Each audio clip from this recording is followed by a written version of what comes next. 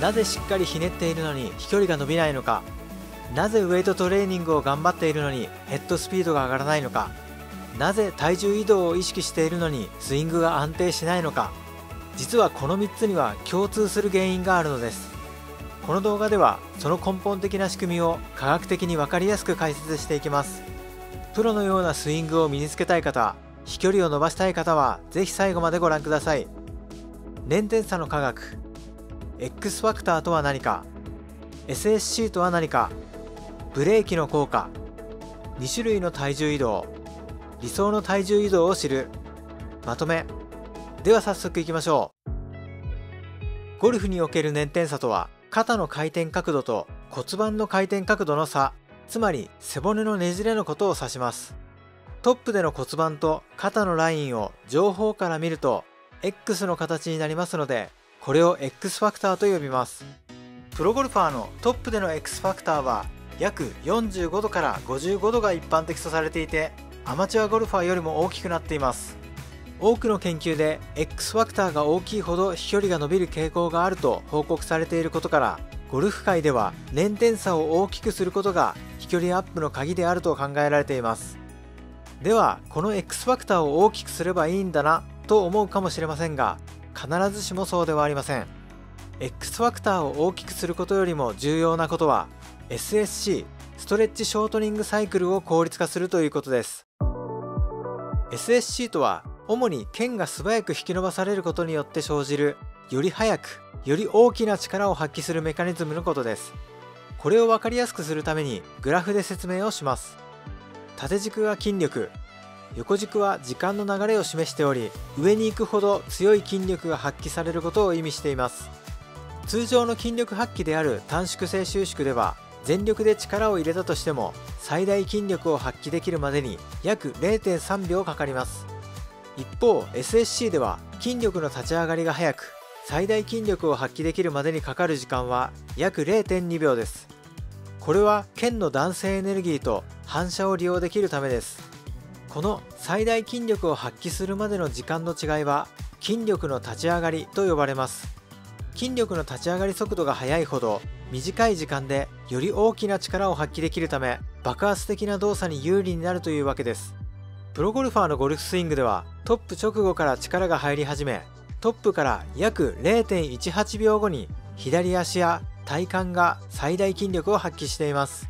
この赤いラインの部分が約 0.18 秒にあたります。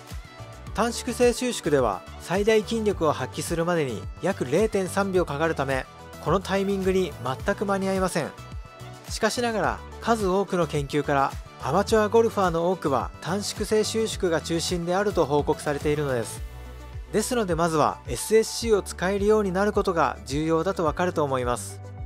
ちなみに高重量のいわゆるウエイトトレーニングによって鍛えられるのは主に短縮性収縮の筋力になります。グラフで表すとこのように筋力が上がっていくイメージです。持ち上げられる最大重量が上がっても基本的には短縮性収縮の能力が向上していくだけなのです。いわゆるウエイトトレーニングをいくら頑張っても SSC の効果が向上することはあまりありません。さらにウエイトトレーニングの弊害の一つに短縮性収縮メインの体の使い方になりやすいということもあります。特にアマチュアゴルファーはゴルフスイングでもウエイトトレーニングと同じようなイメージで力んだスイングになってしまう傾向にありますので注意が必要です。ウエイトトレーニングを頑張っているのになかなかヘッドスピードが上がらないという相談をよく受けますが、ほとんどの原因はここにあります。そもそも SSC を使えておらず、ウエイトトレーニングによって短縮性収縮を鍛えているだけではなかなかスイング動作に結びつかないのです。一方 SSC トレーニングを適切に行えばこのように能力が向上していきます。より早く筋力が立ち上がるようになり、スイングで使える最大筋力も大きくなっていきます。ちなみに普段運動を行っていない一般の人は SSC を利用したとしても最大筋力を発揮するまでにおよそ 0.23 から 0.27 秒はかかります。一方 SSC トレーニングを行っているエリートアスリートは約 0.13 から 0.15 秒ととても筋力の立ち上がりが速くて強力です。つまり SSC の筋力の立ち上がりが速くなって初めてトップから約 0.18 秒後に最大筋力を発揮することが可能になるのです。いずれおすすめの SSC トレーニングについても紹介していきますので、具体的な方法はそちらで詳しく解説したいと思います。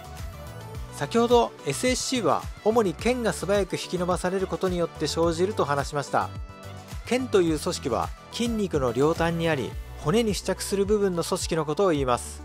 この白い部分です。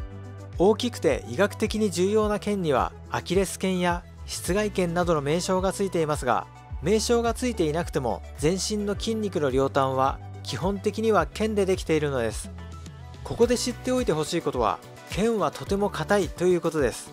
いわゆるストレッチをしても筋肉が伸ばされるだけで腱はほとんど伸びません。 SSC が効率的に機能するためには、腱を約2から 4% 引き伸ばすことが理想的と言われていますが、そのためにはとても大きな牽引力が必要なのです。これを分かりやすく説明するために、太ももの筋肉大腿四頭筋とつながっている膝蓋腱を例にします。大腿四頭筋は股関節や大腿骨からお皿の骨を包んで膝の下までつながっています。そして筋肉がすねの骨に付着する部分が膝蓋腱です。膝を曲げると筋肉が伸ばされ、大腿四頭筋に力を入れて収縮させると膝は伸びます。例えば足をリラックスした状態でこのように膝を曲げると、大腿四頭筋は約 10% ほど引き伸ばされますが、筋肉を引き伸ばすのに必要な力は約 3kg で十分です。一方、膝蓋腱を2から 4% 引き伸ばすには約 200kg から 500kg の力が必要になります。腱は本当に硬いのです。つまりこのように膝を曲げても膝蓋腱はほとんど伸びません。腱を引き伸ばすには単に筋肉をストレッチするだけではなく、瞬間的に強い牽引力を働かせる必要があるのです。そして強い牽引力を働かせるためには、筋肉に適度に力を入れてホールドした状態で外力を加えるという方法が必要になります。いわゆるジャンプ動作では、上半身を重力によって落下させていきながら、太ももの筋肉が適度に緊張して膝関節をホールドします。ジャンプ動作をスローモーションで見ると、膝の角度がしばらくホールドされている様子がわかります。この瞬間は膝がこれ以上曲がらないように筋肉に力を入れつつも、上半身の重さによってより膝が曲がろうとする外力がかかります。その瞬間、腱には非常に大きな牽引力がかかるのです。僕は体重60キロですが、一番負荷がかかる瞬間には約200キロの牽引力が膝蓋腱にかかります。そして腱が引き伸ばされることによって SSC が発動し、通常よりも 1.2 から 1.5 倍の筋力を発揮することができるのです。筋肉に適切に力を入れてホールドする力のことを僕はホールド力と呼んでいます。これは以前のグリップについての動画で説明した概念です。握力の実験では、通常の握り方短縮性収縮よりも手をホールドする方が強い力を瞬時に発揮できることを示しました。ぜひそちらの動画もご覧ください。重要なことはホールドした状態で瞬間的に強い外力をかけることです。それによって腱が引き伸ばされ、 SSC を効率的に利用することができるのです。例えばジャンプをするときにゆっくり膝を曲げて止めた状態からジャンプする場合と、膝を曲げた直後に素早く伸ばしてジャンプする場合を比較すると、素早く曲げ伸ばしした方が高く飛べることが分かります。これは腱がしっかり引き伸ばされ SSC が効率的に働くためです。腱を引き伸ばし SSC を効率的に活用するためには、次の3つの条件が重要です。適切な可動域で行う。ある程度引き伸ばした方が良いですが、引き伸ばしすぎると逆効果となります。筋肉を適度にホールドする。力を入れて支えるイメージです。瞬間的に強い外力を加える。体重や慣性力を活用します。ホールドしたとしても、そこで一度止まってしまうと SSC はうまく働きません。適切な可動域で適度にホールドした状態で、外力によって瞬間的に腱が引き伸ばされることで SSC を最大限活用することができるのです。これはもちろんゴルフでも同じです。トップ直前では腕の形はある程度ホールドした状態で、バックスイングの勢いによって右回りの慣性の力が残っています。その右回りの慣性力が残っている最中に下半身の左回りをスタートさせることによって骨盤部と肩、胸部の間には逆向きの牽引力がかかります。それにより腱が引き伸ばされて SSC が働くのです。プロゴルファーのトップにおける X ファクターは約45度から55度ですが、切り返し直後には約50度から65度まで引き伸ばされると報告されています。このようにトップ直後に X ファクターがさらに広がる現象を X ファクターストレッチと呼びます。そしてこの筋腱が強く引き伸ばされる X ファクターストレッチによって SSC が最大限に生かされるのです。先ほど X ファクターが大きいほど飛距離が伸びる傾向があると言いましたが、実は X ファクターストレッチの方が飛距離との相関関係がより強いことが分かっています。つまり X ファクターストレッチが大きい選手ほど SSC を効率的に活用できているということなのです。しかし多くのアマチュアゴルファーはトップで大きくひねったとしても切り返しで X ファクターが広がらず SSC を十分に活かせていません。そのため単に大きくひねることよりも切り返しで X ファクターストレッチを作ることが重要になります。実際 X ファクターが小さめでトップが浅くても X ファクターストレッチを大きくすることで SSC を効率的に活用しヘッドを加速させている選手もいます。その代表的な例がジョン・ラーム選手です。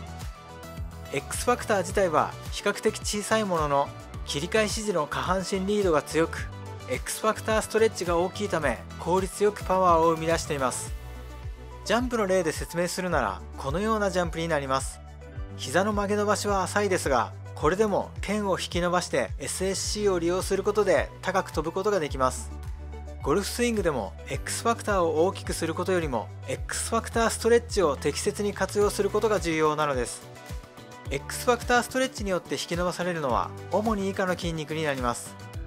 左の広背筋、右の外腹斜筋、左の内腹斜筋、脊柱起立筋群です。特に左の広背筋は重要な役割を果たします。広背筋は腰から腕の付け根までつながっており、X ファクターが広がる際に強く引き伸ばされるため SSC の影響を大きく受けます。そして引き伸ばされた広背筋が SSC の働きによって急激に収縮することでクラブを一気に引き下ろすパワーが生まれるのです。ただし X ファクターストレッチは大きければ良いというものではありません。先ほども説明したように SSC の効果には個人差があり、無理に増やすと力が入りにくくなってスイングのバランスを崩し、かえって効率が下がることもあります。重要なのは自分に合った可動域の中で適度にホールドし、瞬間的な外力を活用して SSC を引き出すことです。自分に最適な X ファクターストレッチを見極めることでより効率的なスイングが可能になります。この感覚を身につけるためには SSC トレーニングを適切に取り入れることが重要です。 SSC を最大限活用するための練習方法については今後の動画で詳しく紹介していきたいと思います。次に X ファクターを作り活かすために欠かせない2つ目のポイント、ブレーキの効果について解説していきます。これは前々回の動画でも説明したものです。簡単に説明すると、全体が移動している最中に片側にブレーキがかかることで反対側が加速するという現象です。振り子の実験で説明しましたが、これは振り子のような単純な運動だけでなく、ゴルフスイングや他のスポーツ動作においても同様に生じる現象です。ブレーキの効果を活用するためにも X ファクターが大きい方が骨盤部の回線にブレーキがかかった際に胸部から上が加速しやすくなるのです。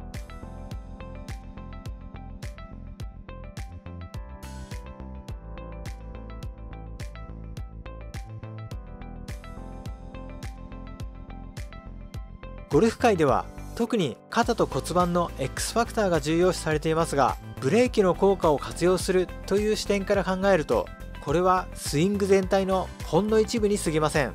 実際には複数のブレーキが連鎖的に働いており、それぞれがクラブの加速に影響を与えています。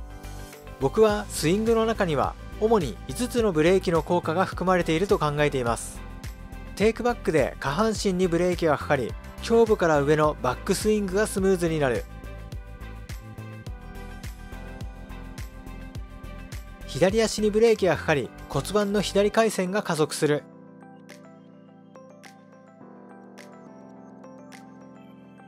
骨盤にブレーキがかかり胸部の左回旋が加速する。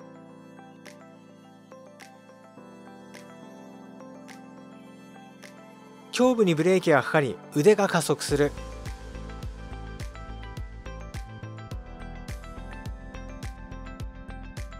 腕にブレーキがかかりクラブヘッドが加速する。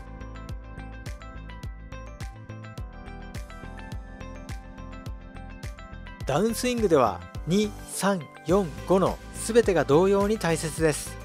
3の X ファクターだけに注目するのではなく、その他の部分もしっかり理解していただきたいと思います。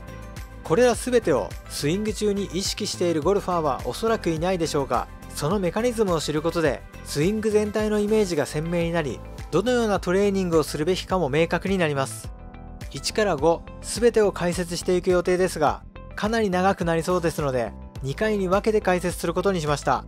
今回はまず丸1の部分のみ解説し、それ以降は次回に解説したいと思います。ブレーキの効果をしっかりと理解するために、まずはこの実験を見てください。棒を水平にした状態で落下させる実験です。 A はそのまま自由落下させます。 B は棒の右端にゴムをくくりつけていて、落下の途中からゴムが伸びることで徐々にブレーキがかかります。 C は棒の右側にほとんど伸び縮みしない紐をつけており、途中で急激にブレーキがかかる仕組みです。これらを同時に落下させ、左側がこのラインに到達する瞬間を比較します。すると C、B、A の順になりました。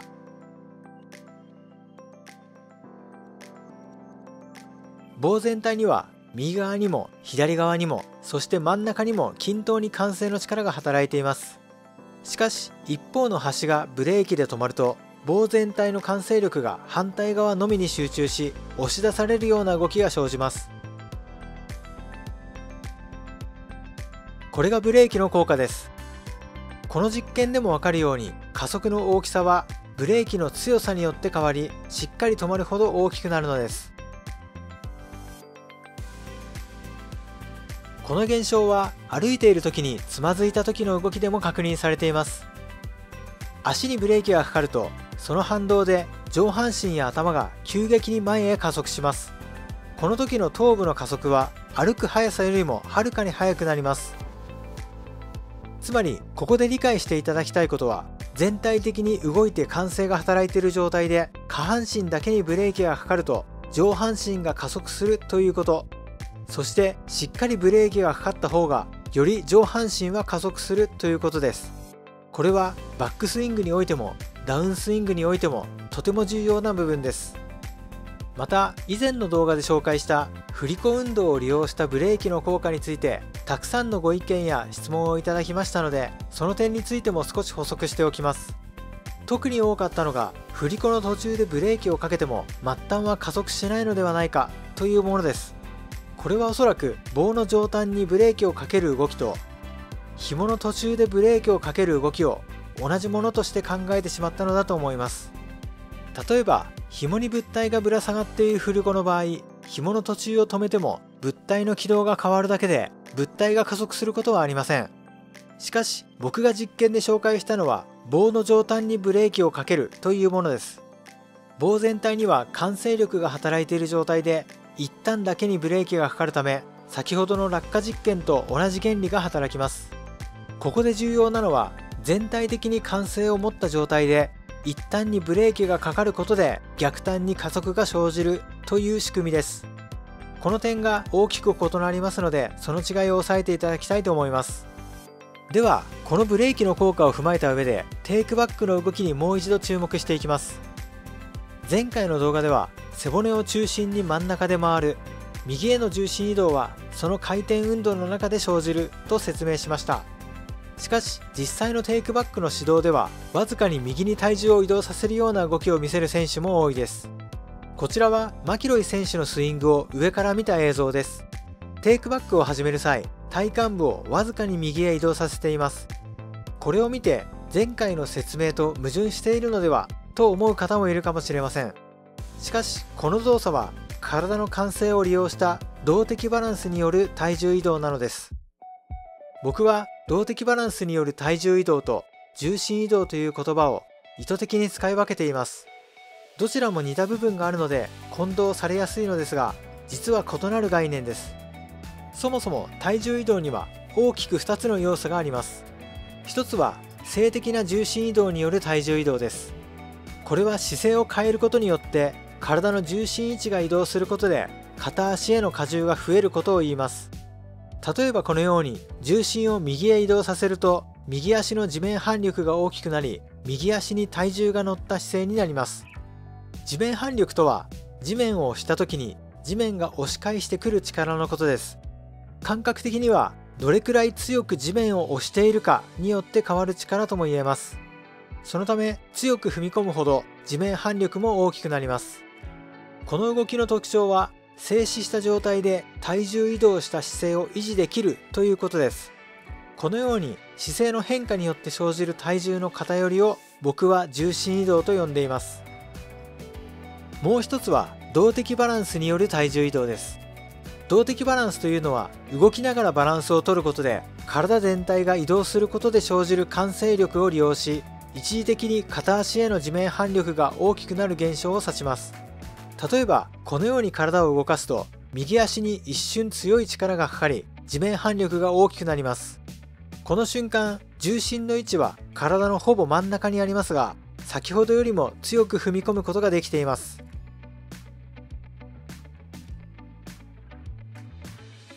重心はほぼ真ん中にありますが、右足に体重が乗っている状態です。この動きの特徴は慣性を利用した動きの中で一時的に行われる体重移動だということです。僕はこれを体重移動と呼んでいます。この体重移動は地面反力が大きくなった状態で止まることはできません。それが動的だということです。もともと静的バランスと動的バランスを分ける考え方自体はスポーツ科学でも広く使われている考え方です。ですがゴルフにおいて体重移動をこのように2つに分けて考える形はまだ学術的に確立されているわけではありません。これは僕独自の整理方法ですので馴染みのない分類だとは思いますが、スイング動作を深く理解する上ではとても重要な分類だと考えています。例えば多くの人は右足の地面反力が大きくなった状態を右足に体重移動したとか右足に乗るなどと表現します。ですがこの体重移動がこのような静的な重心移動によるものなのか、このような動的バランスによる一時的な体重移動なのか、またはその両方なのかによって体の使い方や現象は大きく異なります。それを混同してどれも同じ右への体重移動と考えてしまってはフォーム改善はうまくいかないでしょう。僕は普段トレーナーの方を対象とした指導や講習活動も行っていますが、この体重移動の概念を整理できていないケースをよく目にします。フォームの問題点をより明確化するためにも体重移動と重心移動の違いをしっかり理解していただきたいと思います。この動きに関してはバークシャー選手の方が分かりやすいので、まずはバークシャー選手を見本に説明していきます。バークシャー選手はまず左足に体重を乗せることで、その後体全体が右へ傾いてくる慣性の力を生み出しています。そしてその慣性の力を利用して右足に体重を移動させています。右足に体重が乗った後は重心位置を大きく右に移動させているわけではないことに注目してください。この動作により体全体に右への慣性力が働いている状態で下半身にのみブレーキがかかります。するとそのブレーキの効果により上半身にはより右方向への運動エネルギーが強まります。これを利用することで効率よく右へ回旋できるのです。この動きの原理はクラブを持たなくても体感できます。例えばやや前傾姿勢をとり両腕を伸ばして手を組み腕の力を抜いてリラックスします。そして一度左足に体重を乗せた後、体全体を右へ傾けます。そこから右足に体重が乗った瞬間に下半身を止めると、その反動で腕が自然に右へ振られるのが分かります。僕は決して腕の力で右へ振っているわけではありません。先ほどの棒の実験と同じように全体的に動いて慣性力が働いている状態から下半身にブレーキがかかることにより腕が加速したのです。実際にやってみると体重移動の速度よりも速く腕が振られることが確認できるはずです。この腕が自然に振られる感覚を感じ、そのタイミングに合わせるように胸部から上を右に回旋してみてください。止まったところからテイクバックするよりもスムーズにテイクバックできると思います。これがブレーキの効果 ① のテイクバックで下半身にブレーキがかかり、胸部から上のバックスイングがスムーズになるという部分です。このような動的バランスによる体重移動を利用した方法はテイクバックのスピードを速くしたい場合に特に有効です。テイクバックのスピードが速いほどより強く剣が引き伸ばされて SSC が働くため、多くのドラコン選手がこの動きを取り入れています。ではもう一度マキロイ選手の動きも見ていきましょう。テイクバックの指導ではわずかに右に体重を移動させるような動きが見られます。その直後に下半身骨盤がほぼ止まり、その反動を利用する形で胸部から上が加速して回旋していきます。そしてこの胸部の回旋に連動するように骨盤も追従して回旋を始めます。動的バランスを利用する動きはこの部分です。バークシャー選手の動きと比較するとほんのわずかな動きですので、たったこれだけの動きでそんなに違いがあるのかと思うかもしれません。しかし実際は大きく違います。ボードの上で行ってみるとほんのわずかでもやるのとやらないのとでは大きく違うことが分かります。この右への体重移動を行わないと左足を抜重してもすぐに左に体が倒れるだけで右足でしっかり支えることはできません。しかしほんのわずかでも右へ体重移動してから右足で地面を押すようにブレーキをかけると、慣性の力を利用して右足にしっかり乗る瞬間を作ることができます。これはボードの沈み具合を比較すると明らかです。そしてその右足で踏み込むブレーキの効果を利用してスムーズにテイクバックすることができます。バークシャー選手ほど大きな慣性力にはなりませんが、これでも十分大きな力を生み出すことができるのです。重要なことは最初のわずかな右への体重移動の直後、骨盤の右への移動がほぼ止まるタイミングで胸部から上が回旋していくということです。骨盤の動きだけに注目すると、わずかに右へスライドの動きにブレーキ、胸部に追従して右回旋という流れになります。指導からそのまま骨盤を右回旋させるわけではありません。上半身全体のわずかなスライドからブレーキの効果を利用してバックスイングをスムーズに加速させているのです。また体重移動も重心移動もわずかに右へ移動させる程度ですので、右足にしっかり体重移動しつつも重心と支えている足を結ぶラインにはかなり傾きがあります。そのため動的バランスによる右から左への体重移動のリズムが速いのも特徴です。マキロイ選手の SSC をいくつかのデータから分析すると、筋力の立ち上がり速度は約 0.13 から 0.15 秒と推測されます。このためバックスイングも速く、体重移動のリズムも速く、切り返しも速いのだと思われます。この動きはマキロイ選手の優れた SSC があるからこそ可能な動きであり、全てをそのまま真似するのは現実的ではありません。そこで次の項目ではあなたにとってのベストなリズムを探る方法を説明していきます。これまでの動画でトップになる直前で左下への重心移動が始まるという説明をしました。左下への重心移動のタイミングを正しく合わせることは効率的なスイングをするために非常に重要な要素です。そしてそのタイミングを作るのが動的バランスによる体重移動のリズムです。トッププロはリズムが速い選手が多く、リズムが速い選手ほど飛距離が伸びる傾向があるので、速い方が良いと思われるかもしれません。しかしそうではないのです。特に SSC を最大限活用するためには、このリズムを自分の筋力の立ち上がり速度に合わせる必要があります。右から左へのあなたにとってのベストな切り返しの速さは以下の2つの要因によって変わります。SSC の筋力の立ち上がり速度。SSC の立ち上がり速度が速い人ほど切り返し後すぐに大きな力を発揮できるので、テイクバックを速くして右から左へのリズムを速くした方が良いです。一方 SSC の立ち上がりが遅い人はゆっくりにした方が SSC を引き出しやすくなります。SSC が優れている人とそうでない人は最大筋力を発揮できるまでの時間が異なります。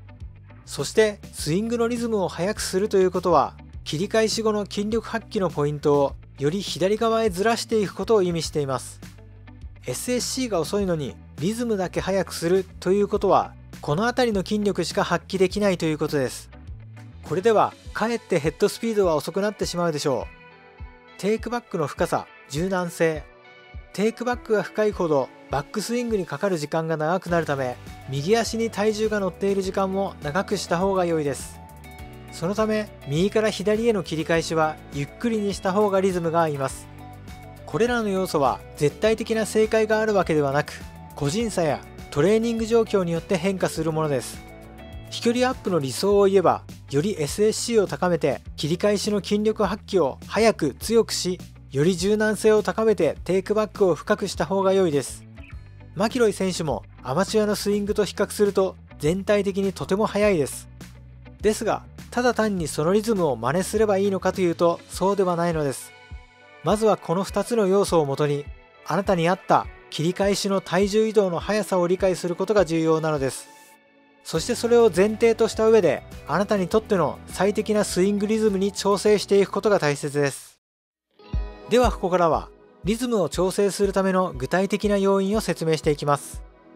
実際はこのようにテイクバックするわけではありませんが、こういった感覚を感じることはとても大切なことですので、ぜひ実際に体を動かして確認してみてください。足幅、スタンス幅の違い。まず足幅を広めに構えます。左足に体重を乗せてから体全体を右へ倒し、右足に体重が乗った瞬間に左足を完全に抜重する動きを行います。初めのうちは分かりやすいように左足を浮かせると良いです。慣れてきたら左足裏が地面に触れている状態のまま行ってみてください。この動作で左から右、右から左への体重移動を感じてください。この時重心の位置はできるだけ変えず、右足から骨盤、上半身まで姿勢を維持するように意識します。この動作を繰り返すと、同じ足幅、同じ体重移動であればほぼ同じリズムで右から左へ戻ってくるはずです。次に足幅を狭くして同じ動作を行うと、右から左へのリズムがゆっくりになることがわかると思います。これは重心の位置と支える足を結ぶラインの傾きの違いによるものです。これが垂直に近くなるとゆっくりになります。右への慣性力の大小。次に右へ体重移動するときに左足首を使って軽く地面を蹴り、右への慣性力を大きくしてみてください。すると右から左へ戻ってくるリズムは遅くなります。逆に左足で地面を蹴らないようにし、右への慣性力を小さくすると戻るリズムは速くなります。右への重心移動の最終的な位置。これは骨盤をスライドさせるイメージを持つと理解しやすくなります。足幅の違いの時と同様に、スライドさせる幅を変えると最終的に支えている右足と重心位置を結ぶラインの傾きが変わりますので、右から左へのリズムも変化します。テイクバックの影響。右足に体重が乗った瞬間にテイクバックする場合とテイクバックしない場合でリズムがどう変わるかを確認します。テイクバックによって上半身が右に回旋すると重心位置がやや右に移動します。この結果、右足と重心を結ぶラインの傾きが垂直に近づき、左へ倒れる力が小さくなるのです。わずかな違いですが、テイクバックを深く行った方がリズムがゆっくりになります。これら4つの要素が組み合わさって右から左への体重移動のリズムが決まります。プロゴルファーを見ていてもそのリズムやフォームは様々ですが、自分の SSC に合ったリズムでスイングするという部分は全ての選手に共通していると思います。あなたにとってのベストな切り返しの速さ、そしてリズムに合わせる4つの要素から様々なパターンを試して力の入りやすいタイミングを見つけ出してください。X ファクターは重要だが、それだけでは不十分。体幹のねじれを大きくするだけでなく、SSC を効果的に使うことが重要です。SSC を活用する。腱の弾性エネルギーと反射を利用するためには、ホールドした状態で素早く大きな牽引力を働かせることが重要です。ブレーキの効果を理解する。下半身のブレーキが上半身の加速につながります。